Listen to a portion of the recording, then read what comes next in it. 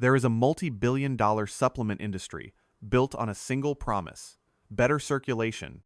Rows of arginine capsules, nitric oxide boosters in shiny containers, blood flow formulas with names that sound like aerospace technology. And most of them fail. Not because the science is wrong, the science is solid.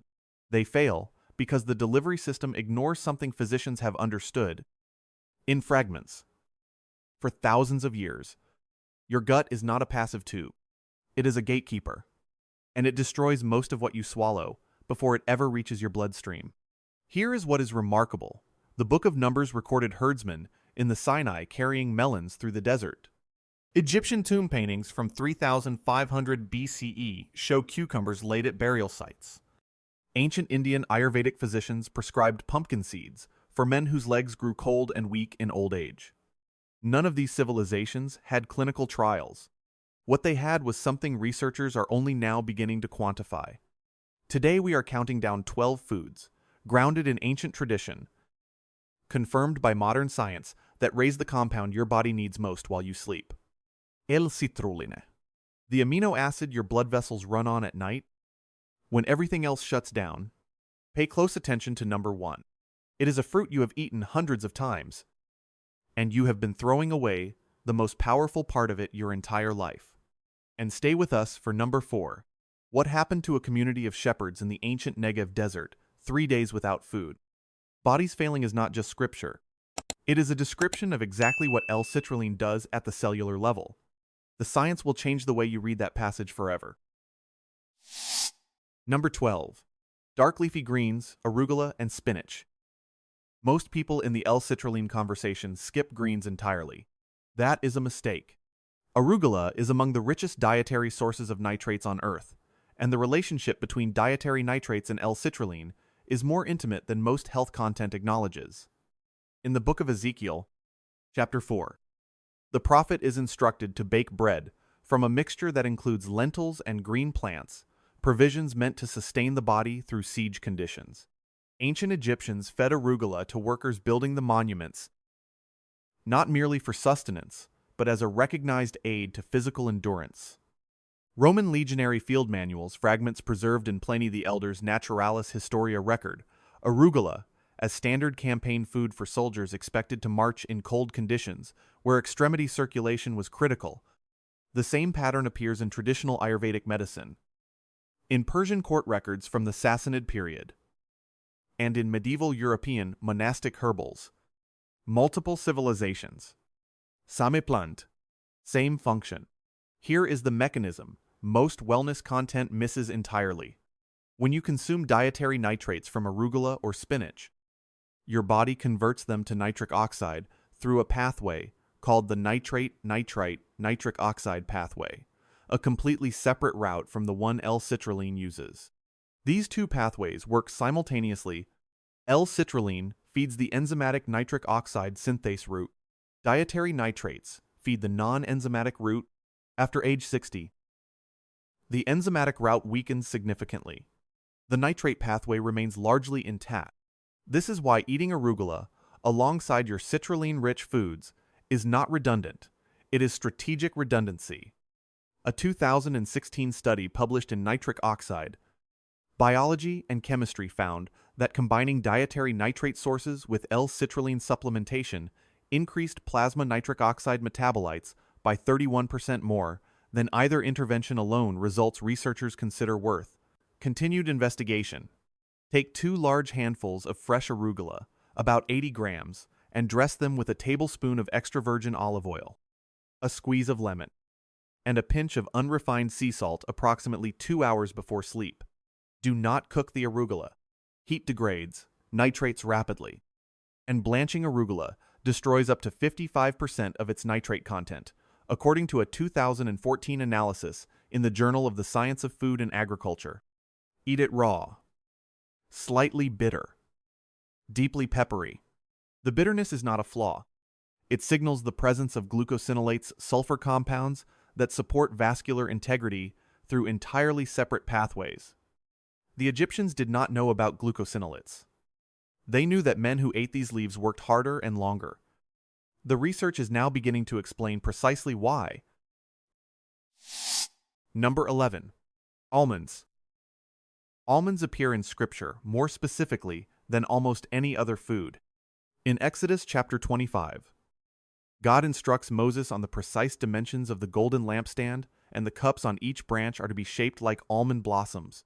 This is not decorative detail. In ancient Near Eastern culture, the almond was the first tree to flower after winter, which made it a symbol of wakefulness and renewal. The Hebrew word for almond, shecht, derives from the root meaning to watch or to be alert. Hebrew physicians prescribed almonds to men who woke cold and stiff, whose alertness, in a medical sense, had dimmed overnight. Persian physicians of the medieval Islamic Golden Age, particularly Ibn Sina, known in the West as Avicenna, catalogued almonds in the canon of medicine as a warming food for poor peripheral circulation. Traditional Chinese medicine classified almonds as a lung-moistening and blood-moving food, prescribed specifically to elderly patients with cold extremities. 3 distinct medical traditions. 1 consistent application. Almonds do not rank among the highest L-citrulline sources by concentration. What makes them significant on this list is a compound called L-arginine, which is the immediate precursor your kidneys use when they convert L-citrulline into nitric oxide. A single 2.8-gram serving of almonds delivers approximately 700 milligrams of L-arginine, unlike oral L-arginine supplements, which are largely destroyed by the enzyme arginase in your gut and liver before reaching systemic circulation.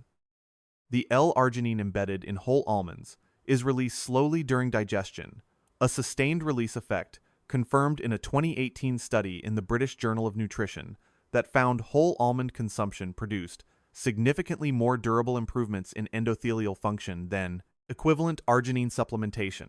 Additionally, almonds are among the richest food sources of vitamin E, specifically alpha-tocopherol at approximately 3 milligrams per 8-gram serving, which protects the nitric oxide your body produces from oxidative destruction before it reaches your vessel walls.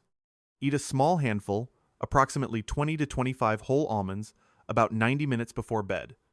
Soak them in water for 8 hours beforehand if possible. Soaking activates enzymes that reduce phytic acid content by up to 25%, according to a 2015 study in the Journal of Food Science, which meaningfully improves the bioavailability of the minerals that support overnight vascular relaxation. Eat them plain, or with a pinch of cardamom, an Ayurvedic pairing that is not merely historical habit. Cardamom contains compounds called cineol and terpenine that have been shown in preliminary research to mildly enhance peripheral vasodilation. The almond does not produce L-citrulline directly. It sustains the architecture that L-citrulline builds. They knew that long before we had the language to say it. Number 10. Pomegranate. In Numbers chapter 13, the scouts Moses sends into Canaan return, carrying 3 things as evidence of the land's abundance: grapes, figs, and pomegranates.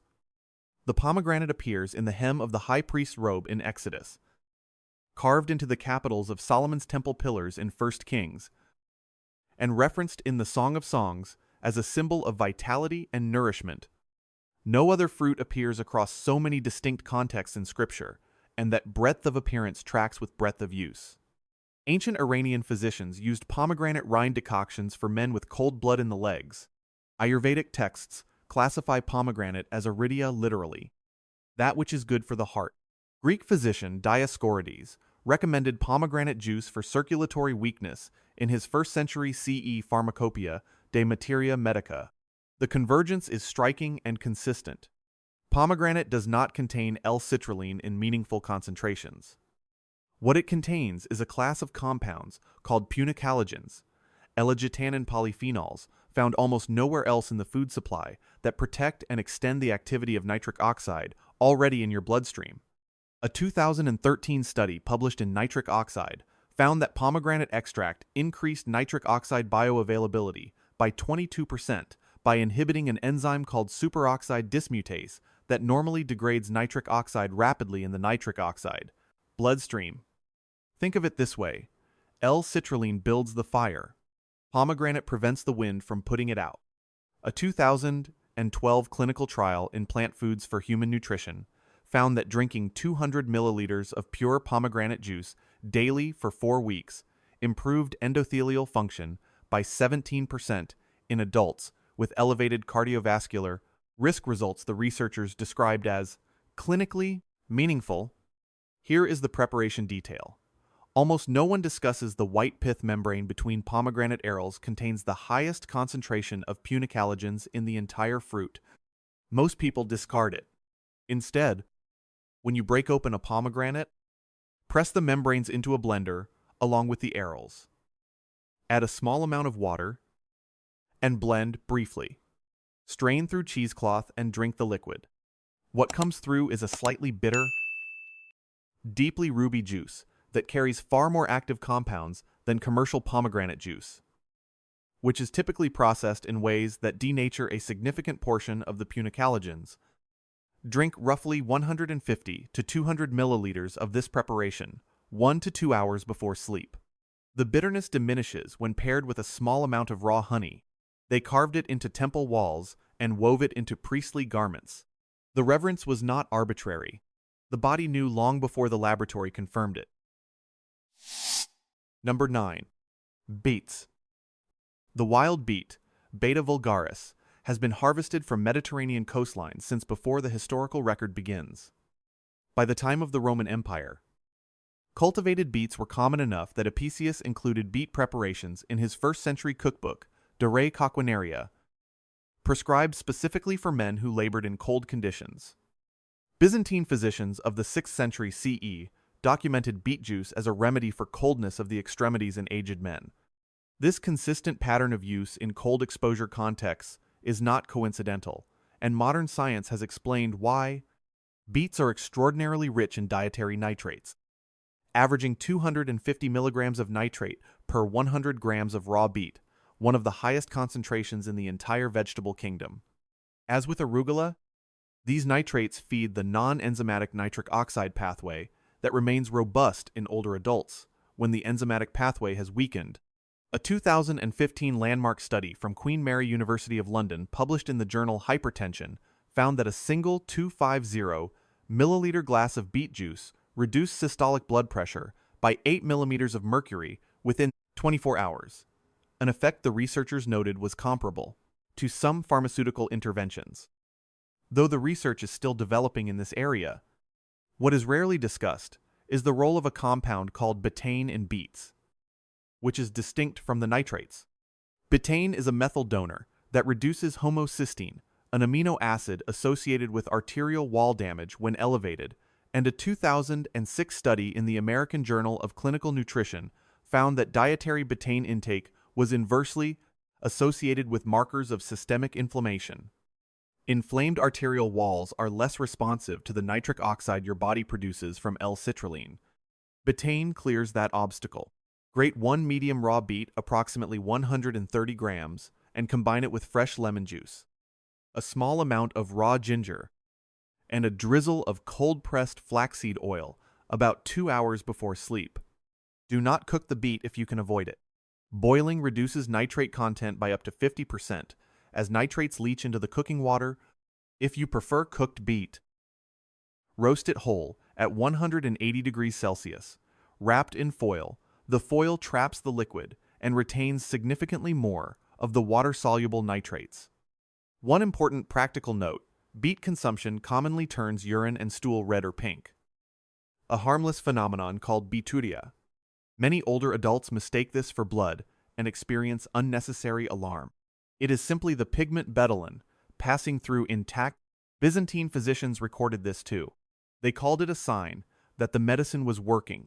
They were not wrong in the way that mattered. Number 8. Onions. Onions are the food the Israelites weep for. In Numbers chapter 11, freed from Egypt, standing in the desert, they remember with longing the cucumbers, melon, leeks, onions, and garlic. This is not a list of luxury foods. These are the precise foods that sustained a slave population through grueling physical labor in one of the most demanding climates on Earth. That the body craved them in their absence tells you something important about what they were providing. Onions were found in the eye sockets of Ramesses IV. Placed there during mummification, Egyptian physicians believed onions would restart the breathing of the dead. Chinese medicine has prescribed onions for circulatory insufficiency for more than 2,000 years. Ayurvedic physicians used onion juice topically and internally for what they called dead blood in the limbs. The global convergence on this bulb for vascular function is among the most consistent patterns in the history of medicine. Onions contain a flavonoid called quercetin at concentrations higher than almost any common food, approximately 33 milligrams per 100 grams in red onions. Quercetin has been shown in a 2019 meta-analysis in the British Journal of Nutrition, covering 17 randomized controlled trials, to reduce systolic blood pressure by a mean of 3.04 millimeters of mercury, modest but consistent. And researchers consider the evidence base sufficient to warrant continued investigation. More specifically, for nighttime blood flow, quercetin inhibits an enzyme called NADPH oxidase, which produces superoxide, a free radical that directly destroys nitric oxide in your bloodstream. By suppressing this enzyme, quercetin protects the nitric oxide that your L-Citrulline-Rich foods generate. Red onions carry roughly 25% more quercetin than yellow, and yellow carry more than white. The outer layers carry significantly more than the inner layers. Another case where the part people discard or peel away most aggressively is the most valuable part. Slice half a red onion thinly. Dress with apple cider vinegar and a pinch of black pepper, and allow it to macerate for 20 minutes before eating approximately 2 hours before sleep. The maceration releases quercetin from the cell walls more completely than eating raw onion immediately. Black pepper contains piperine, which has been shown to enhance the absorption of certain flavonoids, including quercetin, by up to 20%, according to a 2017 study in the Journal of Agricultural and Food Chemistry. If raw onion causes digestive discomfort, lightly steam the slices for 4 minutes. This softens the texture without significantly reducing the quercetin content. As quercetin is relatively heat-stable compared to other polyphenols, they wept for onions in the wilderness. It turns out their bodies knew exactly what they were missing. Number 7. Garlic. Most people think of garlic as just a flavor booster, something you toss into a pan to make dinner taste better. But garlic is quietly one of the most powerful cardiovascular foods on the planet. And part of that power comes from its L-citrulline content. Garlic appears in the Talmud as a food prescribed every Friday. Scholars have noted that this was not merely ritual. The ancient rabbinical writers attributed specific physical benefits to regular garlic consumption, including improved vitality and warmth in the extremities. Egyptian medical papyri from approximately 1,550 BCE, the Ebers Papyrus specifically list garlic among 22 prescriptions for heart and circulatory problems. Viking navigators carried dried garlic on long sea voyages. Traditional Chinese physicians prescribed it to men whose hands and feet grew cold in winter. The pattern holds across cultures, separated by thousands of miles and thousands of years. Garlic does not contain as much L-citrulline per gram as some of the other foods on this list, which is why it sits at number 7. But what makes garlic exceptional is the way it attacks poor blood flow from multiple directions simultaneously. Beyond its citrulline contribution, garlic contains a compound called allicin. When you crush or chop a raw garlic clove, a chemical reaction happens that produces allicin, and this compound directly stimulates nitric oxide production in your blood vessel walls. Here is the preparation detail that separates genuine benefit from wasted effort. Crush your garlic and let it sit for 10 full minutes before you do anything else with it. That resting period is critical. It allows an enzyme called alliinase to fully complete the conversion of alliin into allicin. If you cook the garlic immediately after crushing it, you destroy up to 90% of the allicin before it ever forms. A 2013 meta-analysis published in BMC Cardiovascular Disorders reviewed 11 clinical trials with 734 combined participants and found that garlic supplementation reduced systolic blood pressure by an average of 4.6 millimeters of mercury. A consistent 4 to 5 point drop in systolic pressure reduces stroke risk by roughly 20%, according to data from the American Heart Association. There is one preparation almost no one discusses: black garlic. The slow fermentation process, typically 30 days at controlled heat and humidity, transforms allicin into a compound called S-allylcysteine, which is more bioavailable than allicin and far gentler on the digestive system. A 2014 study in the journal Nutrients found that black garlic extract increased plasma antioxidant activity by 13% after 4 weeks of consumption, and the specific antioxidants elevated were precisely those that protect nitric oxide from oxidative destruction.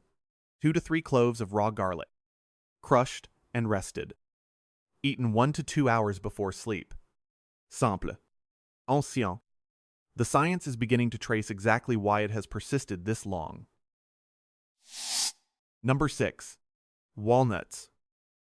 Walnuts are one of those foods that scientists keep finding new reasons to celebrate, and their L-citrulline content is one of the most overlooked reasons of all. The walnut tree appears in the Song of Solomon. Chapter 6. The speaker descends into the garden of nut trees to observe the new growth. In Persian culture, walnuts were considered a food of the learned and the aged, associated with mental clarity and with warm blood in cold limbs. The Persian physician Avicenna recommended walnut paste for elderly patients with cold extremities, prescribing it specifically in the evening. Traditional Chinese medicine classified walnuts as a kidney-warming food, and the kidneys, in classical Chinese physiology, govern the conversion of nutritional essence into vital energy. That framing maps more precisely onto modern biochemistry than it might appear the kidneys are. In fact, the primary organ that converts L-citrulline into L-arginine for nitric oxide production. Among all tree nuts, walnuts stand out because they contain meaningful amounts of both L-citrulline and L-arginine, giving your body 2 separate pathways to nitric oxide simultaneously. They are also the only tree nut with a significant amount of alpha-linolenic acid, a plant-based omega-3 at approximately 2.5 grams per 2.8 gram serving. A 2021 study published in Nutrients, following 708 older adults over 2 years, found that those consuming 30 to 60 grams of walnuts daily showed a 2% improvement in flow-mediated dilation, the gold standard measurement of blood vessel responsiveness. There is a preparation nuance worth knowing: walnut skin. The thin, papery brown layer covering the nut inside the shell contains a compound called L-arginine that has been shown to enhance the bioavailability of the omega-3 fatty acids in the nut itself. Most commercial walnut preparations include the skin, but some processed walnut products remove it for appearance. Always choose walnuts with their skin fully intact. Soak 7 to 10 walnut halves in water for 6 to 8 hours before eating to reduce the tannins responsible for bitterness. Eat them approximately 90 minutes before bed raw, unroasted, with their skin. The Persian physicians prescribed them in the evening. The modern sleep research confirms why the timing matters. The body absorbs and deploys what it receives before sleep. They understood the window. We have only recently named it. If this kind of knowledge, where ancient wisdom and modern science confirm each other in specific, measurable ways, resonates with you, hit like and subscribe now. What comes next on this list goes significantly deeper. Number 4. Carries a story from the ancient desert that will permanently change the way you think about what food does inside your body at night. Number 5. Chickpeas. Chickpeas, called kikar in ancient Hebrew and Cicer arietinum in Latin, have fed human populations continuously for more than 10,000 years. Archaeobotanical evidence from sites in southeastern Turkey and northern Syria confirms chickpea cultivation predating any written scripture. In the book of 2 Samuel, chapter 17, when David flees, Absalom and his followers are exhausted and hungry. A man named Barzillai brings provisions that include roasted grain, almost certainly a legume preparation, including chickpeas, as this was the most common portable food among long-distance travelers in the ancient Near East. These were not comfort foods. They were survival foods chosen by people who had observed across generations what kept bodies functioning under sustained physical stress. Ancient Egyptian physicians included chickpeas in prescriptions for urinary tract, weakness, and kidney insufficiency, the same organ system that, in modern biochemistry, converts L-citrulline into bioavailable L-arginine. Ayurvedic medicine classified chickpeas as a vata-balancing food specifically prescribed for cold, dry constitutions with poor peripheral circulation, the ancient clinical profile that most closely maps to what modern medicine calls age-related vascular stiffening. Chickpeas belong to the legume family, and legumes produce L-citrulline as part of a metabolic cycle called the urea cycle that occurs in plant cells during stress and drought conditions. A 2019 study in food chemistry found that chickpeas delivered approximately 0.5 milligrams of L-citrulline per gram, depending on variety and preparation. A single cup of cooked chickpeas, weighing approximately 164 grams, provides a meaningful dose beyond L-citrulline. Chickpeas deliver approximately 474 milligrams of potassium and 79 milligrams of magnesium per cup, both directly involved in arterial wall relaxation during sleep. A 2016 meta-analysis in the Journal of Clinical Hypertension, covering 34 trials, found that increased potassium intake reduced systolic blood pressure by 5 millimeters of mercury in hypertensive adults.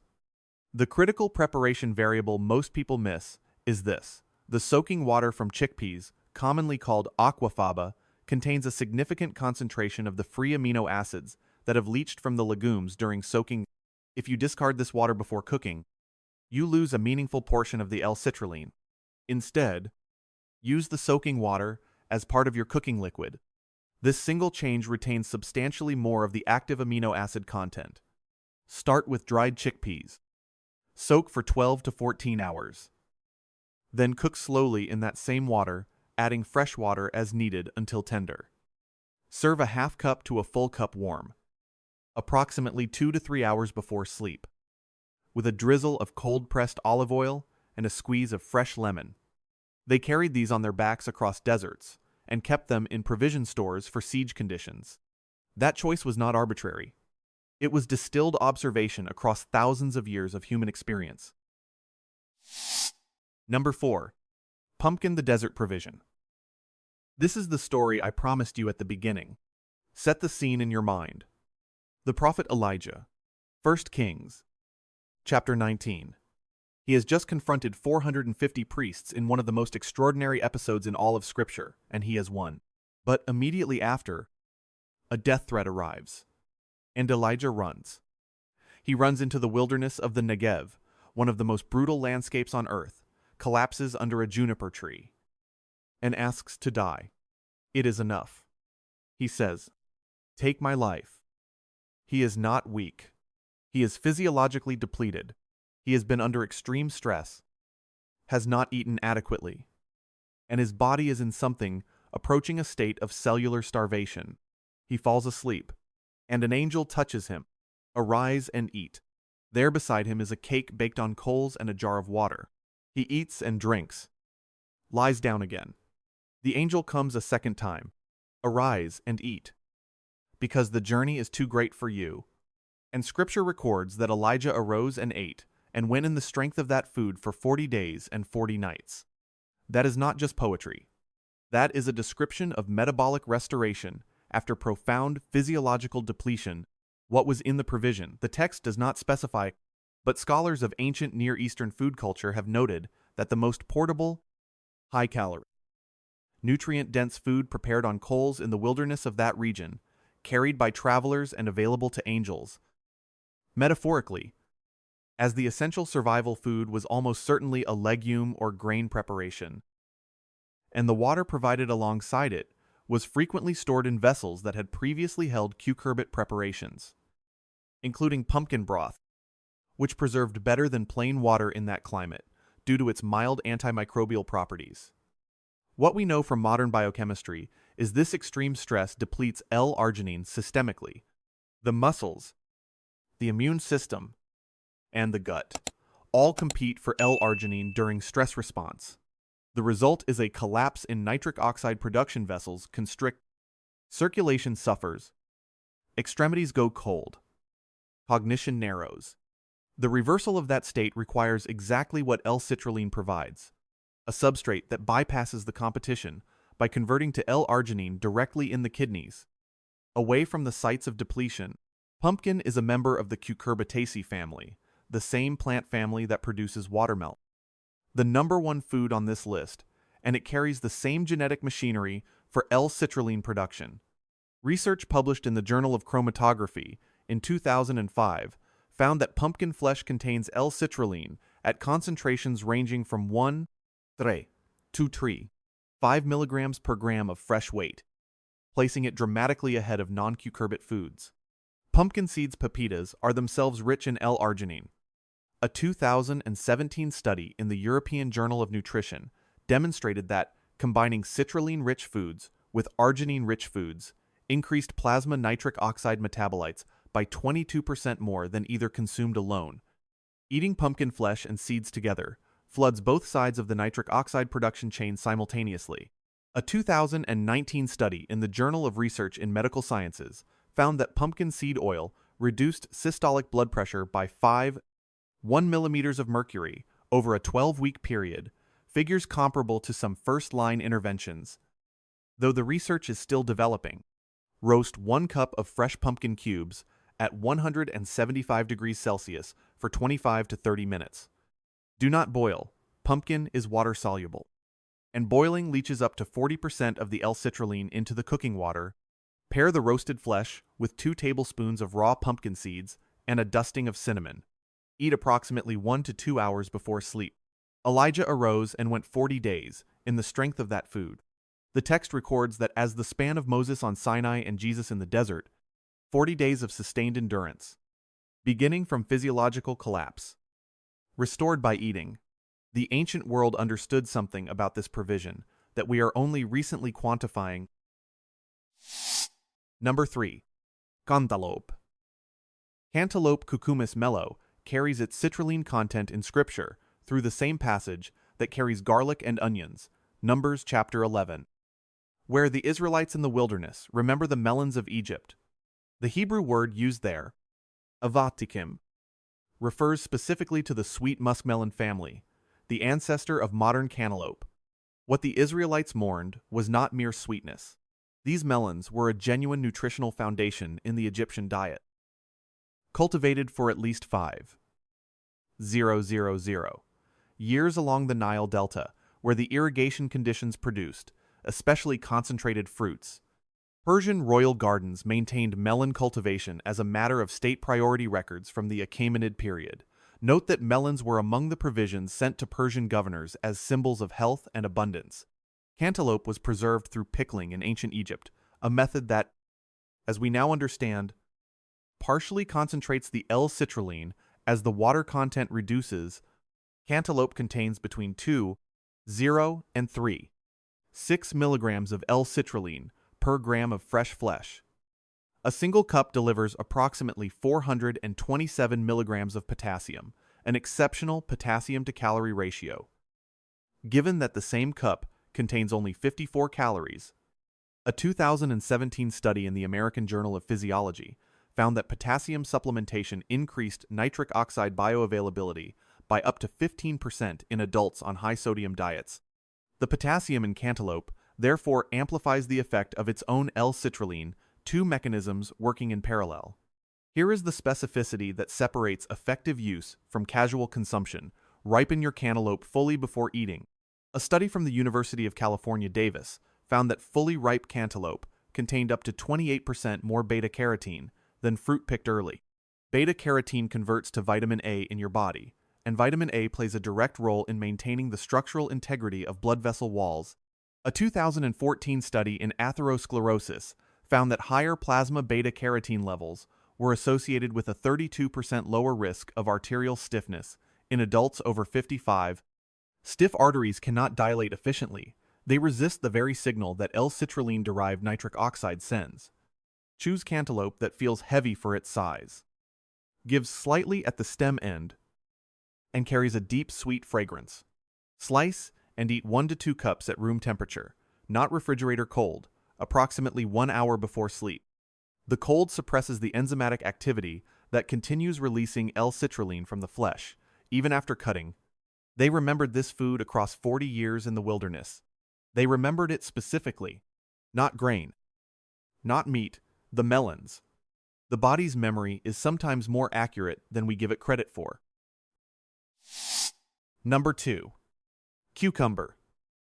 Cucumber is quite possibly the most underestimated food in the entire world of cardiovascular nutrition.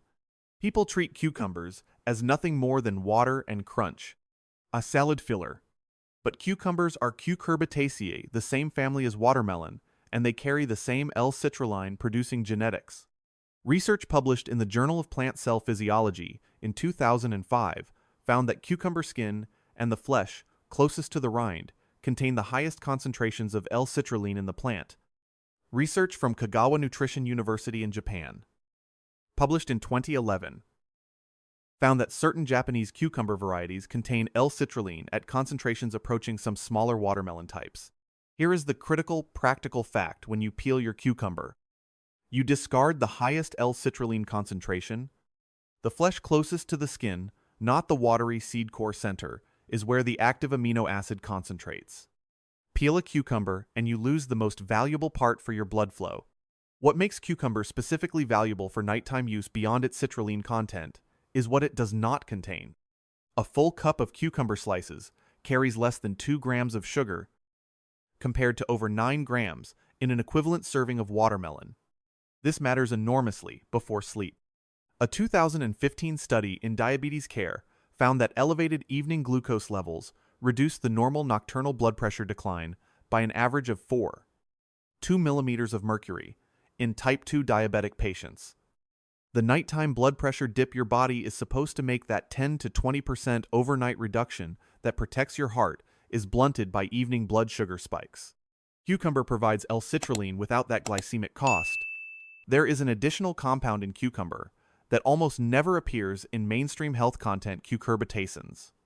These bitter-tasting triterpenoid compounds, concentrated in the skin and stem end of the cucumber, have demonstrated anti-inflammatory properties in preliminary laboratory research that may support endothelial function through pathways independent of nitric oxide production. Most commercial cucumber breeding has deliberately reduced cucurbitacin content because modern consumers prefer less bitterness. Traditional varieties: Armenian cucumber, lemon, cucumber. Japanese varieties retain higher cucurbitacin concentrations. If you can find them, choose them. Wash 1 to 2 cucumbers thoroughly. Do not peel. Score the skin lengthwise with a fork if the texture is too tough, but keep the skin on. Eat them approximately 60 to 90 minutes before sleep, with a tablespoon of tahini or a few slices of avocado.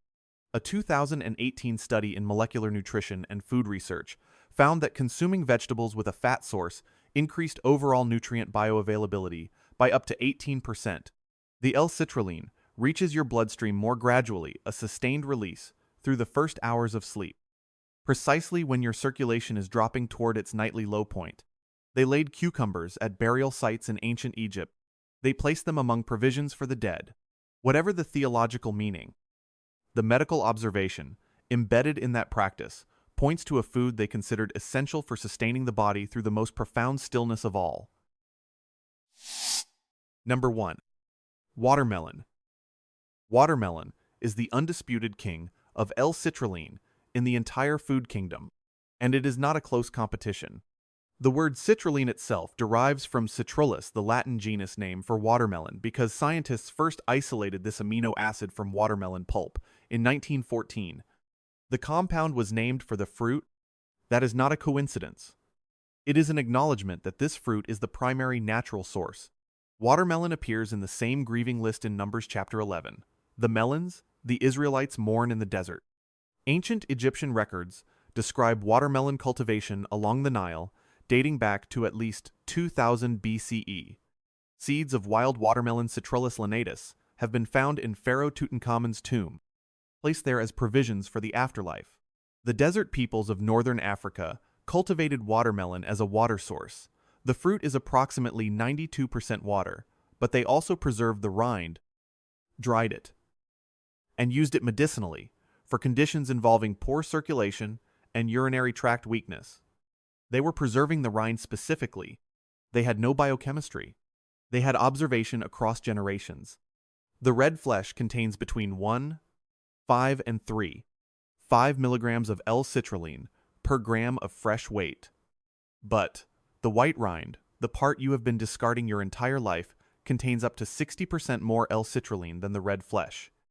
A 2005 study published in the Journal of Chromatography confirmed that watermelon rind consistently delivered the highest L-citrulline concentrations of any edible plant tissue tested. The ancient Egyptians preserved the rind. They dried it. They used it as medicine. They were selecting, unknowingly, the highest concentration L-citrulline source in the known food supply. A 2014 clinical trial published in the American Journal of Hypertension studied 40 adults with elevated blood pressure who consumed watermelon extract, providing 6 grams of L-citrulline and L-arginine daily for 6 weeks. Aortic systolic blood pressure dropped by an average of 7 millimeters of mercury. Arterial stiffness decreased by 15%. No change in diet, exercise, or medication. A 2012 study from Florida State University found that watermelon supplementation reduced ankle blood pressure by 15% and carotid arterial stiffness by 12% in obese middle-aged adults during cold stress tests. The conditions that most closely simulate the physiological environment of 3 a.m. when your circulation reaches its nightly low point. A 2015 study in the Journal of Agricultural and Food Chemistry found that L-citrulline from watermelon juice reaches peak plasma concentration within 1 hour of consumption. The timing is precise, eaten 1 to 2 hours before sleep. The L-citrulline peaks in your bloodstream exactly as your circulation enters its most vulnerable window. Here is exactly how to use watermelon for maximum effect. Eat 2 cups of fresh red flesh along with the white rind, 1 to 2 hours before sleep. The rind can be blended with the red flesh, a squeeze of lime, and a few ice cubes into a smoothie that is genuinely pleasant to drink. You can also pickle the rind lightly with apple cider vinegar and a pinch of sea salt, a preservation method that concentrates the L-citrulline by reducing water content while the acidic environment stabilizes the amino acid structure. If you juice the whole slice red flesh and white rind together, you are producing what may be the most L-citrulline-dense drink available from whole food sources. One note on variety. Seeded watermelon varieties have been shown in a 2007 comparative analysis to contain slightly more L-citrulline than seedless varieties. When available, choose seeded. Store cut watermelon in the refrigerator and consume within 3 to 4 days. Enzymatic breakdown begins immediately after cutting. And L-citrulline concentration declines measurably after that window. The Egyptians put watermelon seeds in the tomb of a pharaoh. The desert peoples preserved the rind and used it as medicine. The scientific name of the compound that keeps your blood moving at night is named after this fruit. None of those things are coincidental. They are the accumulated record of thousands of years of careful human observation, finally arriving at the same conclusion from 3 completely different directions. The closing principle. Here is something worth sitting with. Now that you have the full picture, every single food on this list, from arugula to watermelon, shares a vulnerability. The active compounds that matter are fragile. L-citrulline is water-soluble. Allicin forms only with time. Quercetin degrades with prolonged heat. Dietary nitrates leach into cooking water. Punicalagins denature under industrial processing. Beta-carotene concentrates only in fully ripe fruit and diminishes in produce harvested early for shipping. This is the universal principle that runs beneath every item on this list. And it is the principle that most modern health advice quietly skips over: refinement, processing, and the commercial pressures of the food system systematically strip the compounds that matter most, precisely because those compounds are also the ones that create inconvenience, bitterness, short shelf life, variable appearance, sensitivity to temperature, the bitter skin of the cucumber, the white rind of the watermelon, the outer layers of the onion, the soaking water from the chickpea, the resting time after crushing garlic, The choice to eat the fruit fully ripe rather than picked green for transport. In every case, the most valuable part is the part that the industrial food system has the greatest incentive to remove. This is not a conspiracy. It is a structural consequence of optimizing for profit over preservation of bioactive compounds. The ancient world did not have that optimization problem. They ate what the plant provided, in the form the plant provided it, at the time it was ready. And the result was that they consumed, consistently and inadvertently, far higher concentrations of exactly the compounds that modern research is now identifying as the most important. That raises a question worth carrying with you past this video. How many other foods are we eating in a form that has systematically excluded the most valuable part, and what would change if we started treating the inconvenient portions of our food as the most important ones? If that question interests you, hit subscribe, share this with someone who could use it, and leave a comment below telling me what you want to explore next, the foods that ancient physicians prescribed specifically for nighttime restoration, or the compounds in common kitchen herbs that work through mechanisms most modern nutrition science has barely begun to investigate. Either one will change the way you look at your kitchen. I look forward to going deeper with you. This video is for educational and informational purposes only and does not constitute medical or nutritional advice. Please consult a qualified healthcare provider before making significant changes to your diet, especially if you have existing health conditions or take medications.